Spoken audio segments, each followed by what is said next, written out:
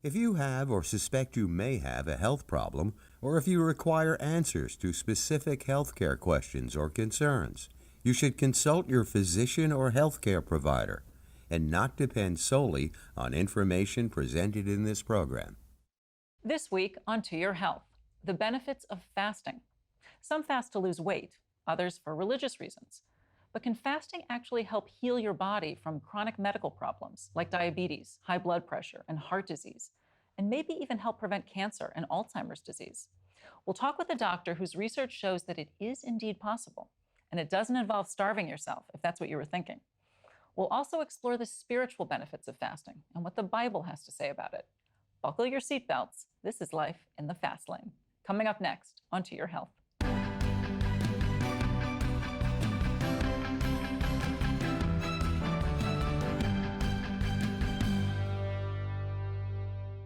Hi, I'm Portland Helmich. Fasting. It doesn't sound fun, and it sounds very hard to do. But when you hear about what it can do for your body and overall health, you might just want to consider it. Dr. Jason Fung is a nephrologist, a kidney specialist, who's seen his share of patients with obesity-related diseases like type 2 diabetes. Frustrated by the failure of conventional medical treatments, he began to study fasting and its benefits on the body. He has implemented fasting as part of his patients' treatments and has seen remarkable results, including the reversal of the symptoms of diabetes. Dr. Fung is the author of The Complete Guide to Fasting: Heal Your Body Through Intermittent, Alternate Day, and Extended Fasting. He joins us now via Skype from his office in Toronto. Thanks so much for being here, Dr. Fung. Thanks for having me. Great to be here. So this is going to seem like an obvious question, but I think I need to ask it. What is fasting exactly? So fasting is really nothing other than any time you're not eating. So it's nothing kind of weird and wacky and out there. It's really just any time you don't eat. And the point of fasting is that it really should be a part of everyday life. So there are times where you eat and there are times that you don't eat, right? Very simple. But you want to keep those in balance. And as long as you keep those in balance, then you're going to be much healthier. The very word, for example, breakfast, right, which we do every day, is the word meal that breaks your fast. So you can't break your fast if you're not fasting. What it means, of course, is that we have to be fasting every day. And that's what we used to do a lot of, is just overnight while you're sleeping, after dinner, no snacking, nothing, the eating all the time, snacking all the time. You need to give your body a chance to digest those calories that you took in through the day. And that's really all it is. Now, if you want to extend the period of fasting, then you can do things like lose weight and get your blood sugars down and so on. But the fasting itself is really nothing more than any time you don't eat. Well, some of us hear, though, that fasting is dangerous. Is that a myth? Yeah, there's a lot of myths about fasting. And one of them is that you'll burn muscle or you'll go into starvation modes, or we're always warned against not eating. But guess what? Humans have been fasting since the dawn of time, right? Sometimes it was inadvertent, sometimes it's deliberate, right? So religions have a lot of fasting, but even as medical professionals, we fast people all the time. Anytime you need to do blood work, we tell you to fast. Anytime you do a colonoscopy, we tell you to fast. And guess what? Nothing bad happens, right? It's not like you go for a colonoscopy and all of a sudden you've killed your metabolism. You're fine, other than you had to get through it. You're used to eating and now you're not eating. But guess what? The body is very, very smart, right? So when you don't eat, your body will simply take that food that you've stored away, the food energy, which is stored in the body, in the liver, and as body fat, and it'll just burn it for energy. That's it. That's all that happens. So obviously, as you just mentioned, we fast if we're going to maybe get a medical test, but a lot of us don't think of fasting for our overall health. What led you to advocate fasting in your patients? Well, what we see in modern medicine is we see a lot of metabolic diseases. So those are the diseases that are related to obesity and type 2 diabetes. So as a kidney specialist, diabetes is the leading cause of kidney disease. And diabetic kidney disease, the very word tells you what the problem is. It's the diabetes. You can't treat the kidney disease unless you treat the diabetes. And almost all of us know that if you can lose weight, then your diabetes will go away. So the key is to get people to lose weight. And one of the things that we've always done is told people to never miss a meal, to eat all the time. So I thought about that for a second. I thought, well, what actually happens when you don't eat? Because when I first heard of fasting, I thought it was the silliest idea I've ever heard of, Oh, right? I'm glad to hear that because a lot of us would. Yeah. So when I mention it, people give me the same kind of eye rolls that I used to make, right? But my advantage was that I understood the physiology and I could look up all the medical literature and said, hey, why do I think it's so bad? Because we have patients who are massively overweight, they're on huge doses of insulin, and missing a few meals will certainly help them. So why don't I just do that on a regular basis? And it turns out there's really nothing wrong with that. So let's take, for example, the myth that you will go into starvation mode. That's one of the more popular ones. So what that refers to is that your body metabolism in response to the fasting will suddenly slow down. So let's take an example. Suppose that you normally eat 2,000 calories a day, you burn 2,000 calories a day. Now, if your body goes into starvation mode, then you are burning, say, 1,500 calories a day. That makes it, of course, much harder to lose weight. And this is the main thing that people will tell you. You're going to bust up your metabolism. And you're saying that's Well, not true. it's actually not true. It's actually entirely the opposite. So if you look at studies of fasting, so for example, if you take somebody and you fast them for 4 days straight, which is quite a long time, and you measure their basal metabolism at the beginning and at the end of those 4 days, the basal metabolism is actually 10% higher, not lower, it's Really? higher, Wow. right? You're burning more calories. And that's the metabolism that's used to generate body heat, that's used to detoxify the liver, is detoxifying the kidneys, the brain, all of that. That's going up when in fact everybody tells you it goes down. So it's purely a myth. And even if you look at, say, alternate daily fasting after 70 days, again, when they measure the resting metabolic rate or basal metabolism, what you find is that there is no change. So, in fact, you're not going into starvation mode. Again, the body has a wonderful ability to adapt to these situations. But Dr. Fung, I'm curious, what is the goal of fasting? Well, there are actually lots of different goals of fasting. So, from a health standpoint, the most obvious is weight loss and type 2 diabetes. So, it's essentially a chance for your body to kind of clean itself out. And it used to be called that, a detoxification or a cleanse. And that's basically what you do. You let the body burn off all the excess glucose and the excess body fat. There's also lots of different other reasons. For example, people will do it for spiritual reasons. People will do it for political reasons, such as a hunger strike. People do it for all sorts of theoretical benefits like prevention of cancer, in terms of boosting their mental clarity, prevention of Alzheimer's disease. So there's many, many different reasons to fast. And that's one of the things you have to keep in mind. What is your goal of fasting? What do you say to people who say, but it just sounds too hard? I'm going to be hungry. I'm not going to be able to handle this. That's probably the most common fear, is being able to handle the hunger. And that's one of the reasons that we provide the support to people. They have to understand that hunger is there, yes, but it's manageable. Hunger comes as a wave, actually. So people imagine that the hunger just kind of builds and builds and builds until it's completely intolerable. But that's not actually what happens. What happens is that the hunger kind of comes as a wave. So, for example, if you skip lunch, you get hungry at 12 o'clock. You still will. But then if you kind of just go right through it, you don't keep getting more and more hungry. By the time 1 o'clock, 2 o'clock comes around, you've kind of forgotten that you haven't eaten, and you go by. And we've all done this when we've gotten so busy, we work right through lunch. You don't keep getting more hungry. By 5 o'clock, you kind of forgot that you missed lunch, and then you get hungry at dinner time again. So it's really a wave, and you just got to ride out the waves. And what people find when they do it on a more regular basis is that it gets more manageable. If you're going to begin fasting, what do you need to consider? Do you need to go to a doctor first to find out whether or not it's safe for you? It depends, of course. If you're on medications, especially type 2 diabetic medications, then certainly you should talk to your doctor first. Otherwise, if you're relatively healthy, you're not taking medications or have other serious medical conditions, then most people can fast. Again, what we're talking about is essentially skipping 1 or 2 meals here. If you're going to do extended fast, like very long fast, then you may want to consider getting some supervision or somebody who's kind of going to be able to guide you through this process.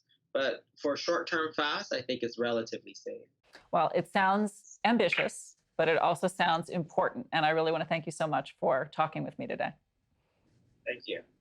When we come back, we're going to talk to Father Tom Ryan of the Paulist Office for Ecumenical and Interfaith Relations about the spiritual benefits of fasting. We'll be right back. Welcome back. We've been talking about the effects of fasting on our physical health. So how about our spiritual health? People of different faiths around the world fast for religious and spiritual reasons. Even Jesus fasted. Both the Old and New Testaments of the Bible teach the value of fasting, which is abstaining from food or drink in order to focus on prayer and seeking God's will. Joining us is Father Thomas Ryan, the director of the Paulist North American Office for Ecumenical and Interfaith Relations, and the author of The Sacred Art of Fasting, Preparing to Practice. Father Ryan, thank you so much for being here. It's a joy. Talk a little bit about the spiritual applications and benefits of fasting. Well, I think one of the things we want to recognize is that it is a spiritual practice that appears as part of the essential language and instinct in every culture and religion of the world. So if it has fallen off the screen for us, whatever our faith may be, and here I think it has fallen off the screen for us as Christians in general, Catholics in particular, we want to ask ourselves, are we missing something here? Something valuable? And certainly we want to root the practices of our contemporary time in the old truths, but we want to give fresh expression and new form to those truths as well. And I think in our time, one of the real benefits of taking a fresh look at fasting is to emphasize the incarnational nature of Christian faith.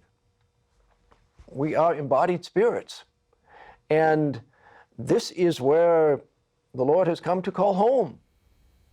What does the Bible say about fasting? Well, it starts very early. There's the Adam fast, where God says to Adam and Eve, enjoy all the fruits of these trees, but of this tree of the knowledge of good and evil, you shall not eat. All right, well, there's a law of abstinence right there. And then another example would be Moses. In the Old Testament, before he encounters God to receive the Ten Commandments, he fasts for 40 days and 40 nights. And similarly, Elijah, before his encounter with God on Mount Horeb, he enters into a long period of fasting. And then you've got, for example, Ezra is going to lead the people Israel to the Promised Land.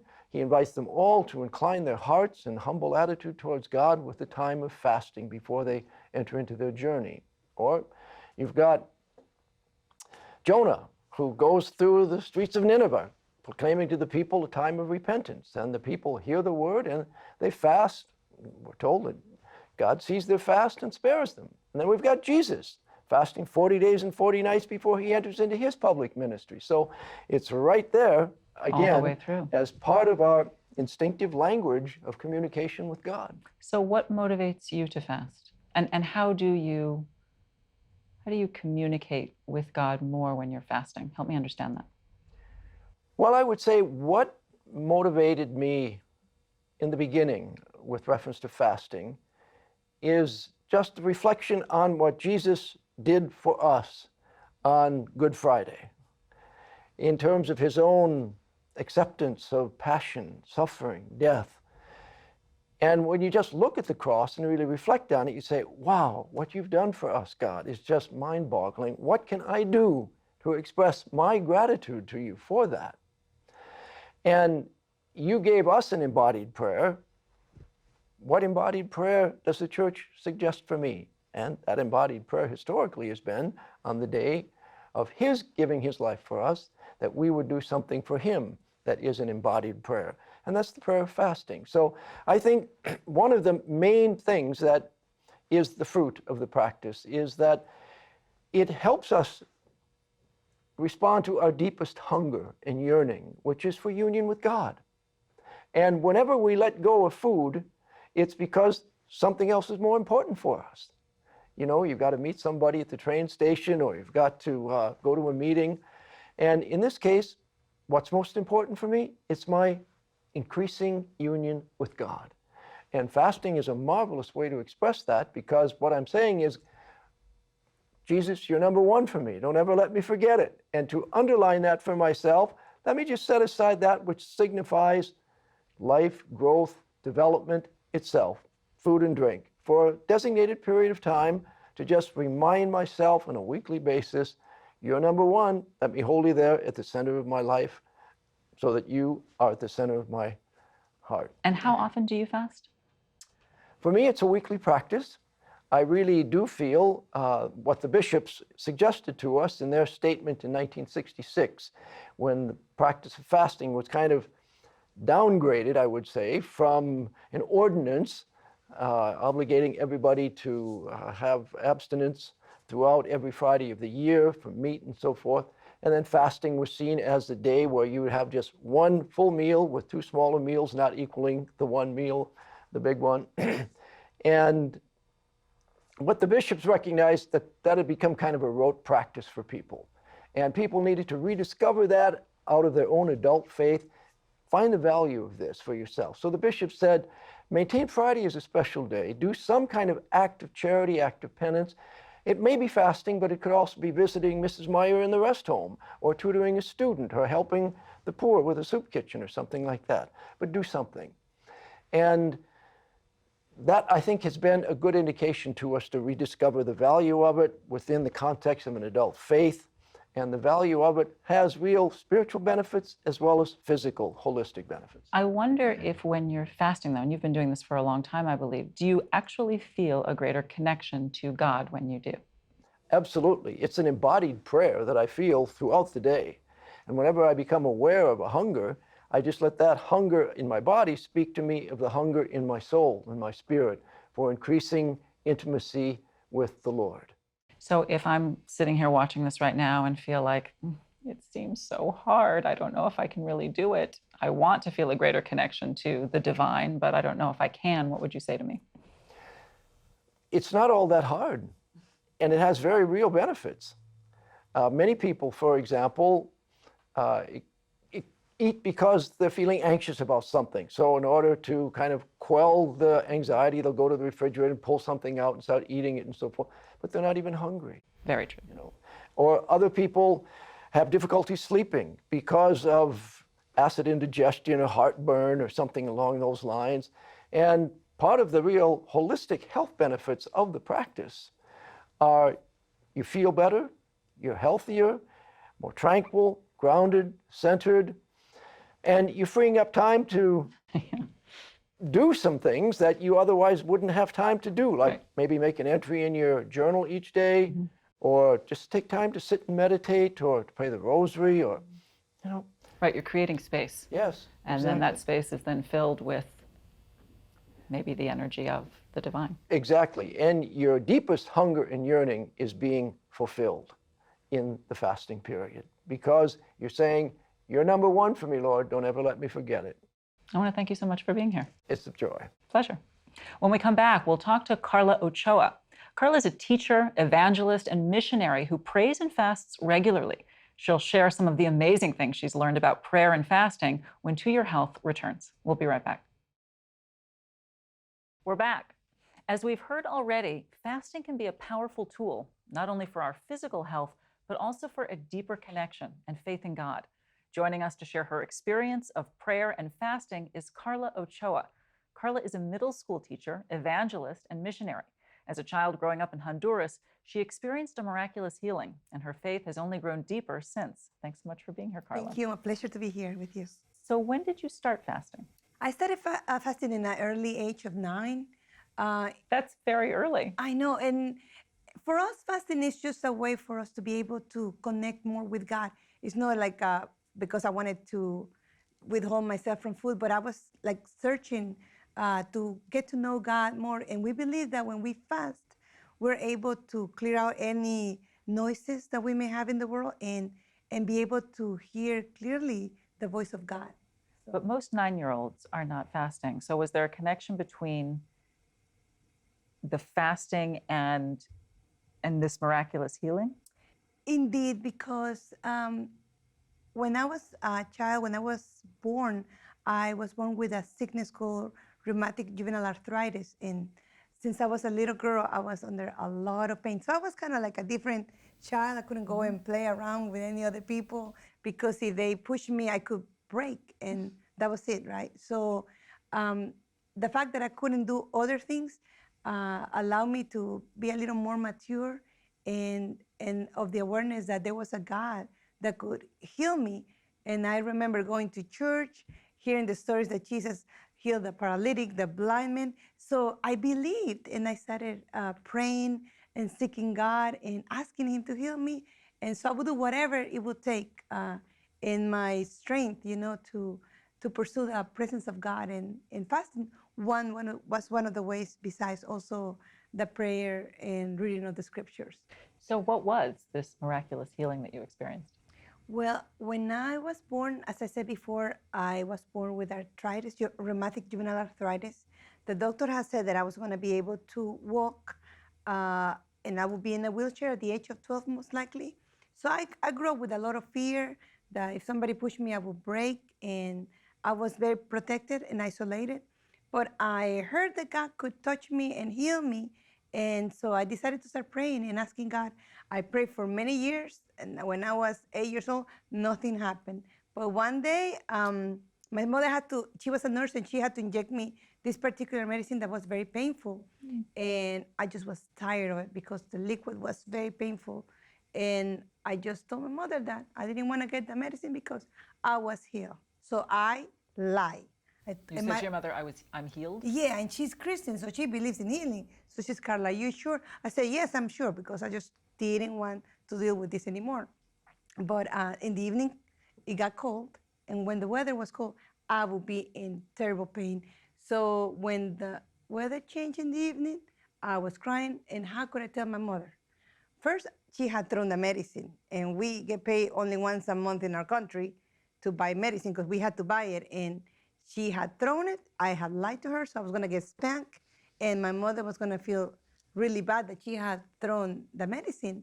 So I remember being in my room, crying quietly because she was sleeping in the same room as me. And I remember just asking God to forgive me because I had used His name in vain. And knowing that He was such a loving God and so faithful and kind, and that I have just used His name in vain was painful to my heart. I just cried the whole night. And the next day when I woke up, I just went on my business, and the pain had disappeared. And later, I realized that I didn't have no more pain. And when they went to check me to the doctor said that I had nothing. Nothing? So, nothing. So, but the funny thing is that at this point, my mother doesn't know that I wasn't healed at that moment. So she still believes the story, and I have never told her. So You never told her? no, please don't tell her. She could find out. And I might get spanked. But indeed, God healed me, and so I have a lot of joy and gratitude that I can walk. I have a sister who has the same sickness. She's from my father's side, and I have seen the repercussions of that sickness, how her body had twisted and deteriorated, and it's very painful to see it. And I just can tell you that I'm very grateful of the mercy of God towards my life, restoring me and giving me a chance to be healthy and to be healed. So you feel like that prayer Yes. made the difference? I mostly believe that it was the mercy of God, because I lied. I didn't deserve anything. And many people think that they have to do things to deserve a miracle from God of His mercy. But the truth is that God is merciful. You don't deserve it, but His grace is abundant. He says, even though you don't deserve it, I'm going to give it to you, and even more so. So I can say that's the grace of God in my life. On the days that you fast, I assume sometimes you maybe fast for a whole day, right? Yes, definitely. So on the days that you fast, do you just go about your daily normal activities, or do you tend to stay home more, spend more time reading the Bible, being quiet, meditating? You can do both, because let's say there's an inner need that I have, but I have to go to work. I have a regular life. So God understands I work with teenagers, and boy, it can be very busy and challenging. So I choose fasting. So maybe at my time of lunch, instead of staying in the school, I will go to my car, continue praying, reading the scriptures, and then go back to work. But I prefer when I have like a weekend where I can say, today I'm just going to hide with the Lord and just enjoy His presence. And that's it's more pleasurable for me. But I have noticed that God has answered me in both conditions and circumstances. Can you give an example?